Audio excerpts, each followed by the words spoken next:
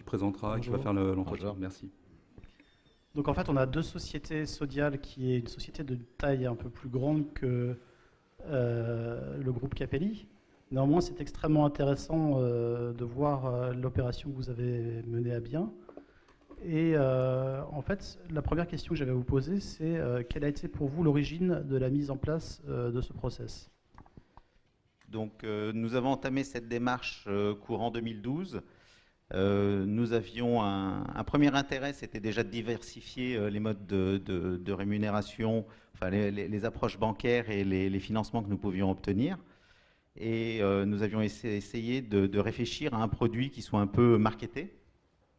Il s'est avéré qu'à l'époque, Euronext avait une réflexion forte sur le fait de mettre en place donc, le premier emprunt obligataire, coté pour une PME dans un process rating. Et donc on a adhéré à l'idée. On a mis à peu près 3 mois pour mettre ça en place. Ça a été, bon, on va pas dire ni simple ni compliqué. Il a fallu juste essuyer les plates parce que c'était la première opération. On a eu la chance d'avoir des interlocuteurs qui voulaient avancer, dont l'AMF. Et finalement, l'opération s'est plutôt bien passée puisqu'on a levé près de 12 millions sur ce on avait prévu entre 10 et 15. Et sur les 12 levées, une grosse partie sont issus en fait de fonds étrangers tout de même et du particulier. D'accord. Et quel était le mode opératoire de cette opération? Alors, en définitive, il y a eu un peu un menu découverte puisque comme c'était la première opération, donc à chaque fois on soulevait un peu une pierre et puis on découvrait quelque chose de différent. Je dirais que l'élément quand même prépondérant, c'était d'essayer de mettre en place un rating sur une entreprise. Et je pense que c'est aujourd'hui un des éléments très importants. Si on souhaite que des opérateurs privés, du particulier, du petit porteur, si on souhaite que des étrangers interviennent sur ce marché-là, il est impératif que les entreprises rentrent dans le process du rating. C'est une manière à un moment donné de faire valider, d'estampiller entre guillemets la qualité, le gearing, enfin le potentiel de remboursement de l'entreprise. Ce qui est le contraire sur le marché de l'EuroPP et des placements privés. Tout à fait. L'essentiel des entreprises vient en non-raté. Voilà. Et ça serait peut-être une idée d'aller développer justement cette partie-là avec l'entreprise elle-même qui tout simplement sollicite une forme de rating. C'est des discussions qui ont lieu en ce moment. En fait, quel était votre intérêt dans cette opération? Alors, c'est vrai qu'il y a le côté financier, c'est-à-dire plus vous avez de cash, plus à un moment donné, les banques vous sollicitent. Plus à un moment donné, vous générez du financement. Quand vous êtes dans notre métier en tant que promoteur, on achète de l'argent à la banque, on va acheter une assiette foncière, on achète de la prestation à une entreprise qui va nous construire un immeuble et on revend ça. Donc il y a toujours un phénomène où le cash est constant. Plus vous venez, nous on avait la chance d'avoir quand même pas mal de capitaux propres, puisqu'on avait un peu plus de 35 millions de capitaux propres, on avait un gearing même négatif, donc les gens se sont même interrogés en disant bah, qu'est-ce que vous venez faire sur le marché, puisque de toute façon vous avez du cash. La première des raisons, c'est qu'on sait qu'à partir du moment où le cash que l'on lève, on l'investit dans les opérations, on a un effet de levier qui est important, et cet effet de levier fait que ça génère d'autant plus de marge brute, donc on lisse le coût. Le deuxième effet que l'on souhaitait avoir, c'était de dire à nos banques, regardez, plus il y a de cash, plus vous allez naturellement vous en prêter et répondre à notre souci de développement. Et le troisième point, bah, c'est le côté marketing. C'est ce qui fait que, bah, par exemple, aujourd'hui, je suis là. Parfait. Donc, vous recommenceriez? Avec plaisir. Mais par contre, il faut que j'en ai besoin. On va dire qu'on va attendre 2-3 ans encore. À votre sens, c'est plutôt une forme d'equity par rapport à la dette qui est nantie ou Alors la question qui peut se poser maintenant sur l'avenir, c'est quels sont les modes de fonctionnement qu'on peut avoir justement pour peut-être ne pas passer par ce process-là, mais être plutôt en EuroPP. D'accord. Et ça, vous avez peut-être la réponse. En EuroPP, on essaye de faire des sociétés comme la vôtre au niveau des fonciers ou de l'immobilier qui sont des sociétés de très bonne qualité. Pourquoi? Parce que généralement, l'essentiel des actifs des sociétés qu'on est amené à financer en foncier sont pledgés ou sont nantis. Donc, de facto, on a une subordination structurelle assez importante pour ce qui concerne les foncières. Donc, on prend ce qu'il y a de meilleure qualité. On se verra dans 2 ans alors. Avec plaisir. Je vais laisser la parole à Jean. Juste rappeler le montant de l'opération qui a été fait. Et 12 millions avec un taux à 7% sur 5 ans. Et qui visait à financer essentiellement le développement. Le développement, et un développement qui était domestique et surtout maintenant sur la Suisse et le Luxembourg. D'accord. C'est kurde.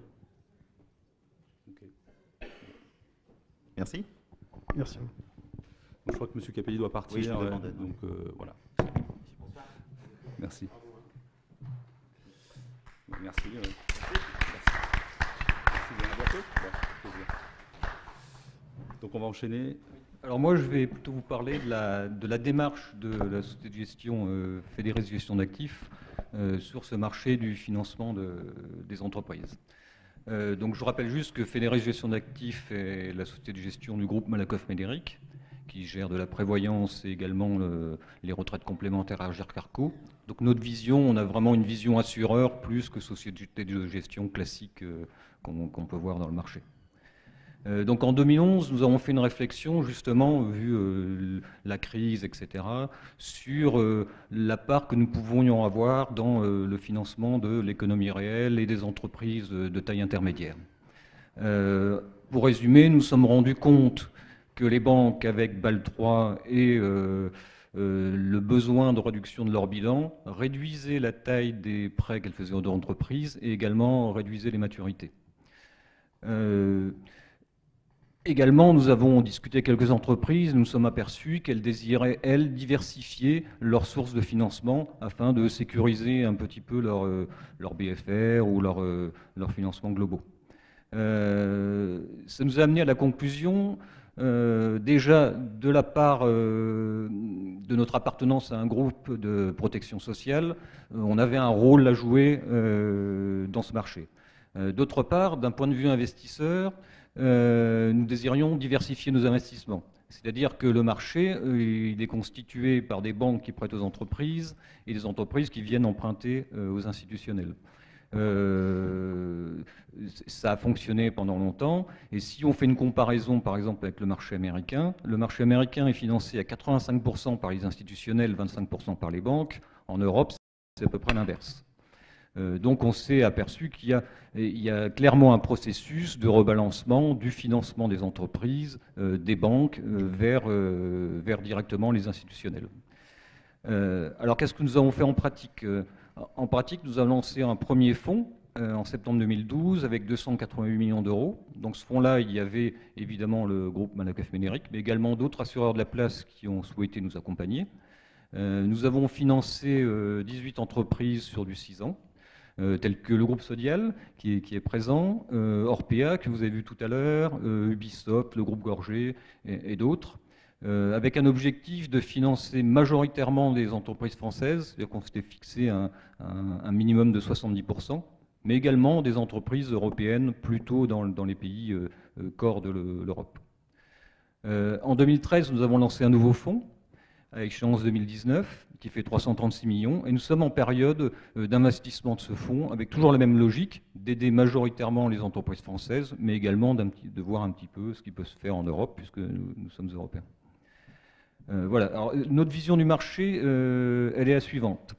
On n'a pas l'objectif de remplacer les banquiers. On ne voulons pas nous substituer aux banquiers. On cherche plutôt à accompagner le financement des entreprises aux côtés des banquiers. Parce qu'on sait très bien que les banquiers font ça depuis très longtemps, ils le font très bien, donc il n'y a pas de raison qu'on le fasse mieux qu'eux. Donc ça, c'est très important pour nous d'être accompagnateurs. D'autant plus que notre horizon d'investissement, c'est d'être ce qu'on appelle buy and hold. C'est-à-dire que quand nous investissons dans une obligation, c'est pour rester jusqu'au bout, c'est en aucun cas pour spéculer, pour la revendre, etc., etc. Je crois que ça, c'est un message important pour l'entreprise également, qu'elle sache que sa dette ne se promène pas n'importe où. En termes de processus, pour le résumer, nous rencontrons systématiquement les entreprises, comme nous avons rencontré le groupe Sodial. Nous essayons de comprendre le business model.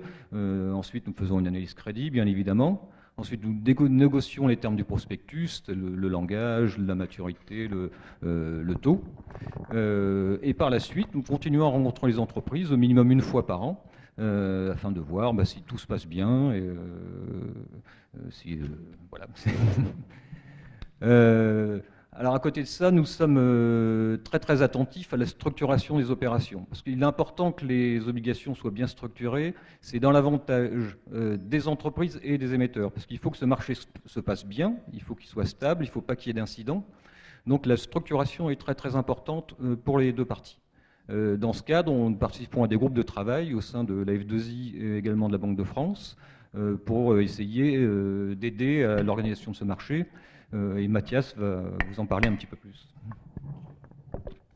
Oui, alors effectivement, il y a quelques points en évolution sur ce marché naissant en fait, et des évolutions qui sont assez majeures. Donc, d'une part, on a un apprentissage accéléré de la part des investisseurs, c'est un peu ce que disait Jean tout à l'heure, et aussi des émetteurs. Vous en êtes un bon exemple.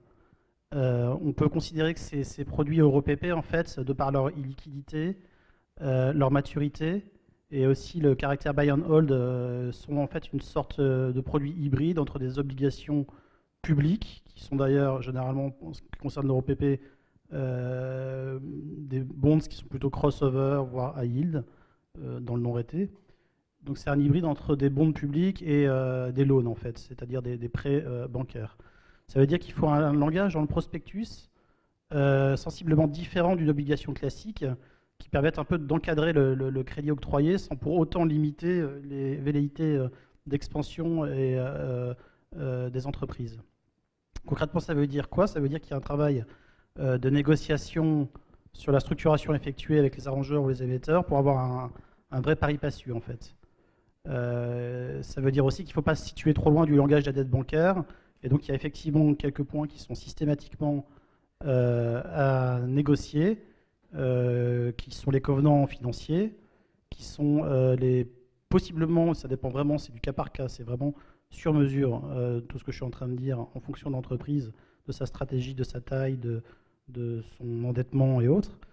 On peut être amené à demander aussi des limitations sur les investissements et dividendes. Une fois de plus, c'est vraiment fait pour encadré, puisqu'on prend un crédit boulette 6-7 ans, il peut se passer certaines choses, donc on veut être à l'aise et on veut que l'entreprise soit à l'aise également. Il y a donc un gros besoin de transparence et d'égalité informationnelle dans ce type de financement, et également de gros besoins d'analyse crédit avant et pendant la vie du produit. Ce qu'on peut dire au niveau de l'évolution des structures, c'est que ça a beaucoup avancé depuis les premiers deals. De structures en anglais qu'on appelle Covenant Light, c'est-à-dire des structures justement où il n'y a pas grand-chose, qui ressemblent plus à des obligations classiques, où on est arrivé à des structures beaucoup plus avancées et qui correspondent exactement à ce qu'est ce type de financement. Et je vais parler rapidement effectivement des groupes de travail. On pourra aussi peut-être parler de retour d'expérience. Là, on a le retour d'expérience de l'investisseur. Ce serait bien d'avoir aussi le retour d'expérience de l'émetteur, justement, de voir comment les choses se sont passées. Bien sûr, mais si vous voulez. Est-ce que ça vous ennuie d'abord de présenter Sodial rapidement et puis ensuite d'expliquer voilà, le type de financement que vous êtes allé chercher sur le marché? Alors donc, Sodial, c'est un groupe coopératif laitier, qui fait un chiffre d'affaires de 4,5 milliards d'euros et qui est plus connu sous ses marques Yoplait, Candia, Richemont, Le Rustique, Cœur de Lion, etc., Régilet. Donc différents business units par métier en France et à l'international. C'est un groupe qui se développe par la rationalisation de la filière laitière française, puisque vous savez qu'en 2015, eh bien, en Europe, il n'y a plus de quotas laitiers. La France, en tant qu'État membre, est en retard par rapport aux pays du Nord, et donc s'accélère actuellement une rationalisation de la filière laitière. Sodial a racheté la société Entremont, vous l'avez peut-être vu dans la presse, en 2011, et il y a eu un rapprochement, donc une fusion avec la coopérative Les Fromageries de Blamont au 1er juillet de cette année.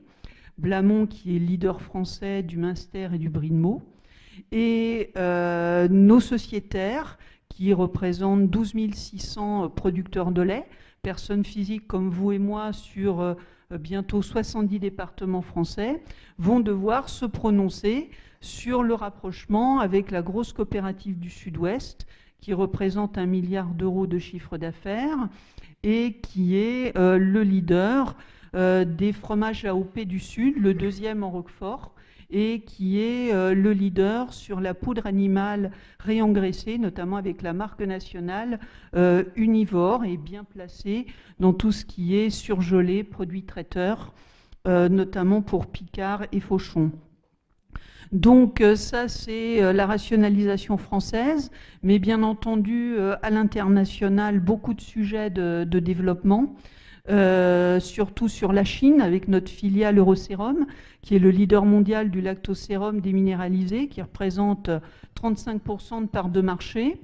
Et notre objectif, c'était justement de diversifier nos financements. Nous étions actuellement sur des financements sur actifs classiques, leasing, cession de créances à facturage, des financements bancaires en prêt, ouverture de crédit confirmé.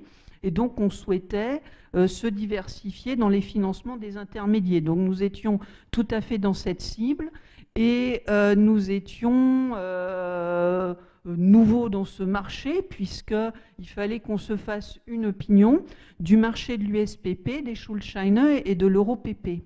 Nous étions donc rentrés en relation avec Fédéris, nous sommes vus plusieurs fois, et c'est à l'occasion de la communication de nos comptes consolidés 2012 que nous avons eu une proposition ferme pour faire un EuroPP de 30 millions d'euros, 10 millions sur 5 ans et demi et 20 sur 6 ans et demi, qui rentrait complètement dans notre besoin et de notre stratégie de financement de notre développement. Bien entendu, il y a également tout le développement de Yoplait, qui est très important dans le cadre d'un partenariat avec General Mills, puisque nous avons repris le marché irlandais, puis canadien, et maintenant nous développons la marque Yoplait comme marque premium dans le réseau Häagen-Dazs qui appartient à General Mills en Chine.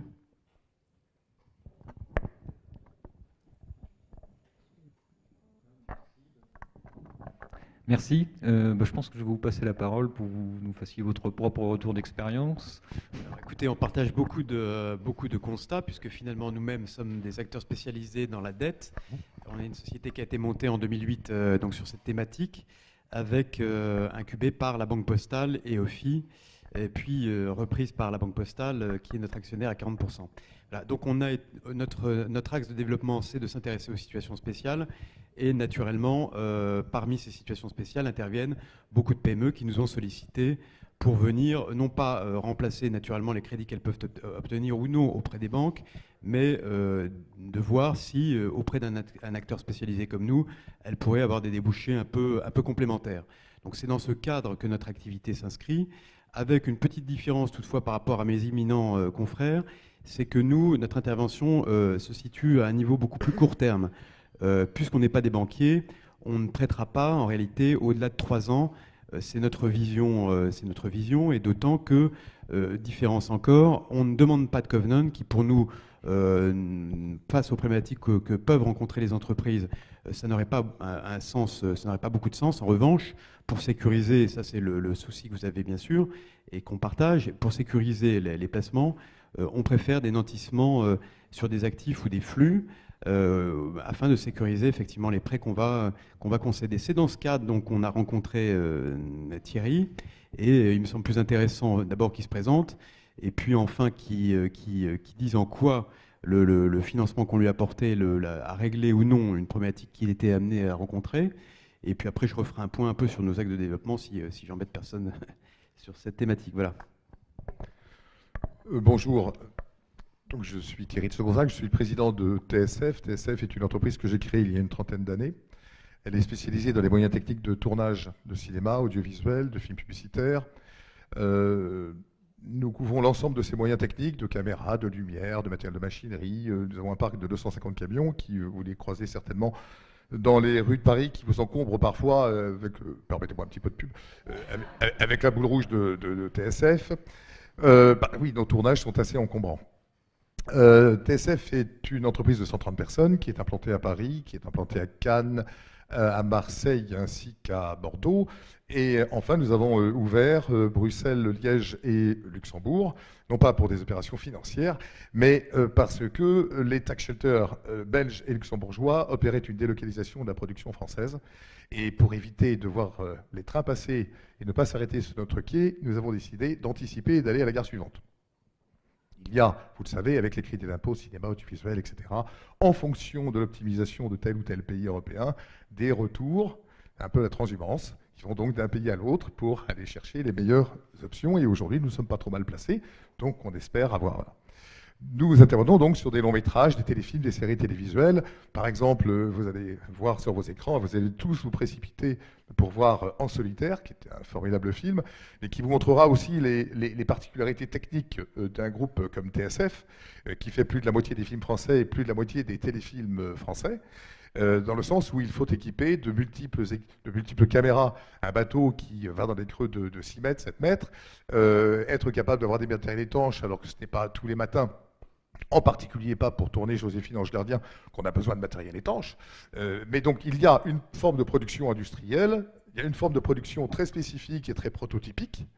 Et au même titre que Astérix tourné en 3D dans 4 pays européens pendant 5 mois il y a 3 ans, ou encore des films un petit peu plus de particularité, j'allais dire de l'exception et de la diversité culturelle, comme Police de Maïwenn ou La guerre est déclarée de Valérie Donzelli, qui sont des petits films qui ne payent pas de mine, qui sont tournés avec 3 caméras en plastique, que nous faisons aussi, car il faut aussi être capable de s'adapter à ce type de production. Puis bien sûr, Les plus belles de la vie, que vous regardez tous tous les soirs à 19h40, et que nous avons mis en place dans nos studios à Marseille il y a 8 ans maintenant, avec des séries qui continuent dans l'industrialisation, avec Scène de ménage, avec Peps, etc., etc. Et puis toutes les grosses séries policières. Voilà. Donc ça, c'est un peu le métier. Pardon, j'ai été un peu long sur la présentation. La présentation. Donc, en fait, si j'avais bien compris la nature de votre demande quand vous êtes venu nous voir, cher Thierry, c'est que, j'avais oublié, pardon. Comme vous êtes dans un domaine très spécialisé, comme chacun l'a entendu, et qui s'intéresse enfin, moi j'ai l'habitude de dire que vous êtes le Kiloutou du cinéma. Du siège du réalisateur jusqu'aux machines à café. Pas de décolleuse à papier en passant par les optiques, c'est ce que vous pouvez louer et qui permet au réalisateur de trouver son bonheur et de faire un film grâce à vos moyens techniques. Et en fait, si j'ai bien compris, 2006 est arrivé, tout allait bien et patatras, alors Enfin, tout allait bien depuis 30 ans, on a connu des hauts et des bas. Mais c'est vrai que la conjonction de 2008 avec... non pas la crise, mais ce que moi j'appelle la crise bancaire, si vous me permettez l'expression. Et puis, le choc technologique que nous avons connu, vous avez tous vu la mutation qui s'est produite des cabines de projection dans les salles de cinéma, qui sont toutes devenues numériques, avec un impact, un effet en chaîne que nous avions anticipé, mais pas du tout avec le rythme que finalement ce phénomène nous a imposé, car il a fallu que l'on bascule d'un 100% photochimique à un 100% numérique en 2 ans et demi, 3 ans de temps. Donc, à un moment où des équipements n'étaient pas encore totalement amortis, totalement finis de payer en crédit bail, à un moment où les banquiers n'étaient plus là pour faire du crédit parce que nous étions dans une période de tension, banquière PME en général, mais vous le savez bien, les banquiers n'aiment jamais trop le cinéma, on est tous un peu des enfants de la balle, même si nous sommes devenus tous des gens très sérieux par la force des choses. Je dis ça pour l'investisseur, parce que on en est convaincu. Je ne voudrais pas l'inquiéter. Et pardonnez-moi, je ne sais plus où j'en suis. Et alors donc, la conjugaison de ces 2 événements a créé un tel gouffre, un tel vide, que nous avons évidemment cherché des solutions que nous ne trouvions pas dans le secteur bancaire.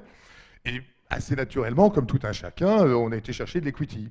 Alors 2 solutions. Soit vous avez de l'equity avec des FCDE et compagnie, dont on croit qu'adossés au FSI, ils peuvent faire des choses différentes, pas du tout. Ce sont des gens qui vous disent, écoutez, c'est formidable, vous êtes en plein retournement, vous revenez quand le retournement sera accompli. Et quand vous revenez parce que le retournement est accompli, ils vous disent, vous savez, ce serait vachement bien qu'on ait encore une année de plus pour la confirmation de votre retournement. Voilà. Alors ça, c'est ce qu'on trouve sur le marché. L'autre dimension, c'est l'investisseur equity, j'allais dire... Business angel. Oui, un peu plus. Avec les dents qui rayent Apple partout. Un peu plus. Et alors là, vous perdez la tête. Là, vous perdez la tête parce qu'ils vous disent, bon, bah, écoutez, c'est génial, on prend 50% pour X. Voilà. Et quel que soit le montant, on aurait dû demander 20 fois plus. De toute façon, ils demandaient 50%. Bon. En tout cas, il y avait une perte d'indépendance, et dans nos métiers, qui sont des métiers très intuitu-personnés, il est important de garder son âme et de garder sa personnalité et l'état d'esprit d'entreprise. Et donc ça m'a fait un peu peur. Et un de nos amis de Global Equities m'a très opportunément fait rencontrer Thibaut Siard et l'équipe de Delta, et on m'a parlé obligations. Et là, j'avoue qu'en tant que patron de PME, me parler d'obligations, je me souvenais de ma grand-mère ou de mes grands-parents qui me parlaient un peu d'obligataire. Ensuite, quand on m'a dit que l'obligation était listée Euronext, alors là déjà, on me parlait une langue que je ne comprenais plus. Et tout ça me semblait infiniment compliqué. Il s'est avéré que le choix s'est très vite fait, vous vous en doutez, entre le sacrifice de l'indépendance et puis, certes, un financeur très cher. Qui est vrai, inconfortable, parce que l'idée n'est pas que vous reliez les emprunts qu'on vous fait. Donc naturellement, c'est le contre-coup de notre intervention, et qui est lié, comme on l'a dit tout à l'heure en ouverture de la convention, la prime de risque. Eh bien, on avait en fait finalement une courbe qui était un peu écrasée parce que la notion du risque n'était plus rémunérée, et donc on avait les entreprises qui se finançaient très bien, quasiment gratuitement, et les autres qui ne se finançaient pas du tout. Et aujourd'hui, on rééquilibre, à mon avis, le marché se rééquilibre autour de effectivement de financement un peu plus exigeant, parce qu'en face, il y a un risque et qu'on rémunère ce risque. Investisseur très cher, mais devenu un ami très cher. Et très réactif. Devenu un ami très cher et très réactif. Et c'est ce que je voulais dire, c'est que, à la différence, bien que nous ayons anticipé tout cela, car au moment de cette crise traversée, il fallait qu'on y voit clair, moi j'avais un peu de mal, je dirais, ne serait-ce que définir parfaitement quel était notre besoin. À un moment donné, aussi d'avoir besoin d'un regard extérieur pour définir exactement quelle était notre dette, car vous le savez bien, de l'interne, on a toujours un regard un peu plus complaisant sur la réalité de la dette. Et le problème n'est pas de savoir si elle est vraie ou pas vraie, le problème c'est de savoir comment l'extérieur nous perçoit.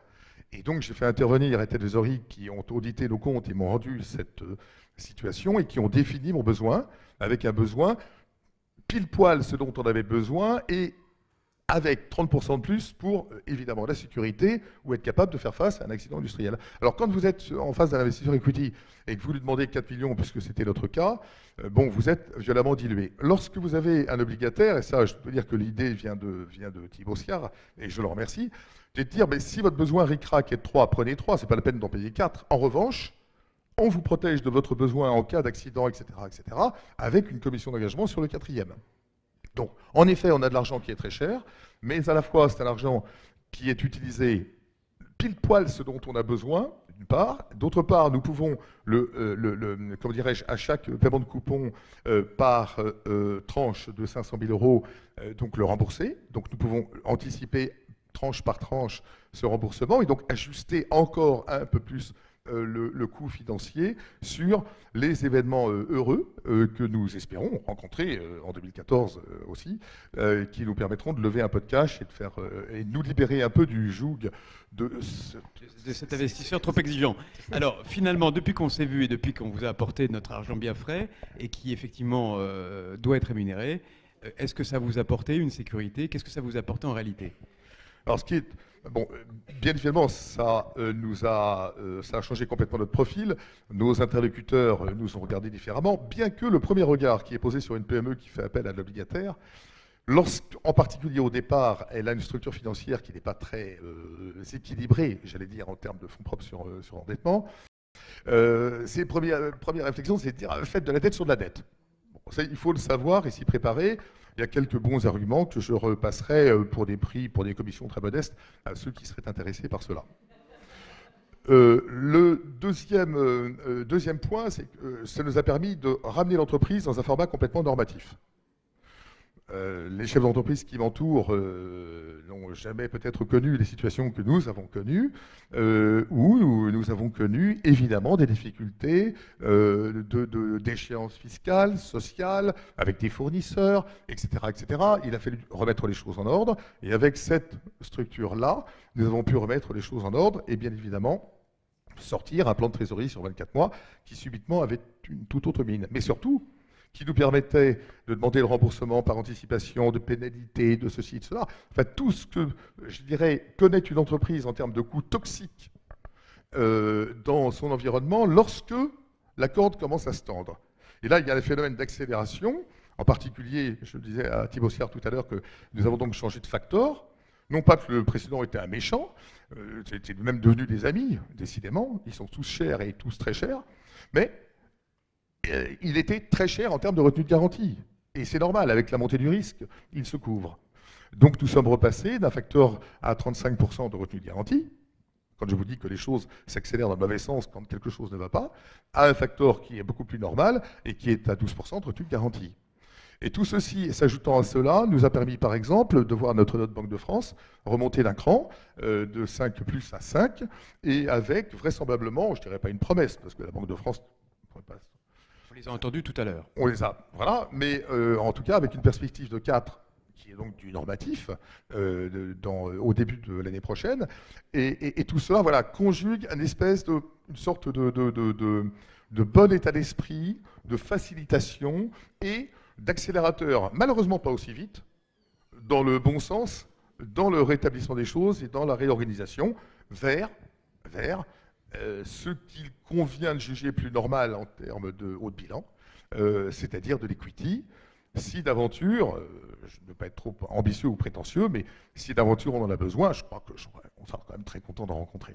Bien sûr, mais donc là, ça vous laisse le temps d'aménager, enfin d'entamer la dernière partie du retournement, hein, et de le faire sans sereinement, se faire couper la tête. Sans se faire couper la tête, et d'aller chercher des partenaires en equity qui seront plus raisonnables et qui viendront non pas saboter le travail des 25 ans que vous avez mis à construire patiemment cette entreprise, mais profiter de son développement à vos côtés. C'est tout ce que nous, on a souhaité vous permettre de faire. Voilà. Et je voudrais souligner, pour vous faire un peu de pub, pour le patron de PME, une chose qui dans ces moments-là est toujours extrêmement précieuse, c'est la réactivité. Car nous le savons bien, en matière d'equity, vous le disiez tout à l'heure pour d'autres circonstances, il y a évidemment des convenantes, il y a un certain nombre de choses, un certain nombre de process, et qu'il est très très très difficile de compresser dans le temps, même si le format de l'entreprise est beaucoup plus modeste que le vôtre, madame. Mais voilà, là nous avons une réactivité, d'une part, c'est un modèle qui finalement, je disais tout à l'heure, me faisait très peur, mais qui finalement est relativement simple, qui a été mis en musique par Global Equities pour le listage Euronext, machin, etc. Tout ceci a été très fluide. Bon, c'est vrai que nous avions un audit précédent qui facilitait peut-être un petit peu les choses, mais je voudrais enfin souligner ce qui est aussi très agréable, et ce qui parfois est un défaut bancaire ou souvent d'investisseurs, c'est que nous avons en face de nous les décideurs. Et ça, c'est très précieux. C'est qu'il n'y a pas 2-3 étages de décision où plus personne n'est responsable de quoi que ce soit. On est là avec ses tripes, on se vend avec ses tripes. Depuis 30 ans, je gère mon entreprise avec mes tripes. Et il n'y a rien de plus désagréable que d'argumenter, que de rechercher la confiance et de n'avoir finalement qu'un escalier de chaîne de décision où on ne connaît plus l'interlocuteur qui est en face de soi. Nous sommes donc là dans une relation effectivement à taille humaine. Je pense que le panel illustre bien un peu l'ensemble des problématiques, c'est que à chaque besoin de financement, quand on parle des PME ETI, donc on remonte vers de plus ou moins, enfin plus les entreprises sont plus petites, plus les entreprises qui vont répondre à ces besoins sont adaptées, et plus on va remonter dans la qualité de crédit, plus on aura des organisations qui sont elles-mêmes adaptées parce qu'elles ont des fonds propres, parce qu'elles ont des équipes, parce que voilà. Donc on répond à la même problématique, finalement le financement de l'économie réelle, avec des cibles qui sont adaptées à chacun de nos établissements. On l'a bien compris dans nos interventions, j'espère, respectives. Voilà. Je peux me permettre un tout dernier mot, oui. un tout très rapide, juste pour vous dire qu'on aura le plaisir de construire dans nos studios, au studio d'Épinay, qui sont des studios centenaires, les décors d'un très grand film et d'un très beau film à partir du mois de mars, qui se tournera en juillet prochain, sur l'affaire Kerviel. Et j'ai pensé que c'était un sujet qui pouvait vous faire un appel à figurants peut-être. Il n'y a personne de la Société Générale, j'espère. Hein. Bon, on va en rester là. Alors, merci beaucoup, Monsieur Segondac. Merci à vous. Et puis, on va faire une petite pause.